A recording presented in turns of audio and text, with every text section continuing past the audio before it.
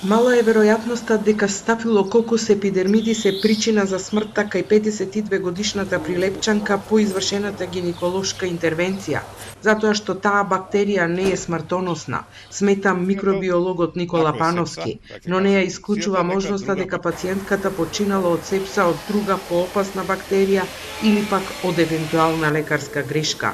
Смртта на прилепчанката отвори низа прашања, но сепак Пановски вели, која е причината треба да се утврди со обдукцијата. Секако дека таа бактерија не дава така акутна смртност и така брзо да може да се случи тоа. Значи тука е причинител, ако е сепса, тоа ќе каже и обдукцијата, некоја друга бактерија која заради давање на антибиотици прво, а потоа земање на примерот, кога се влошила ситуацијата, не е изолиран, што не е ништо чудно. Ова гинеколошката операција треба да се види дали има грешка во операцијата, дали нешто е повредено. Кај оваа пациентка гинеколошката интервенција е извршена на 14 февруари, а претходно на 2 февруари.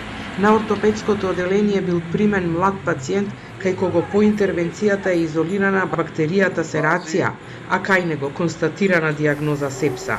Но овој пациент ја преживеал далеку поопасната бактерија. Вториот серација, ако е најдена во крвта, ако е земено на време, ако е дадена антибиотик по антибиограм, била излечена. Серација има секој човек, не е многу честа, резистентна е на антибиотици, меѓутоа во случајот бидејќи пораснала, можеле да одберат адекватен антибиотик. Се работело за младо момче кој веројатно сем таа скршеница немало други проблеми, значи може од секаде да дојдат бактериите, не мора да е од болницата.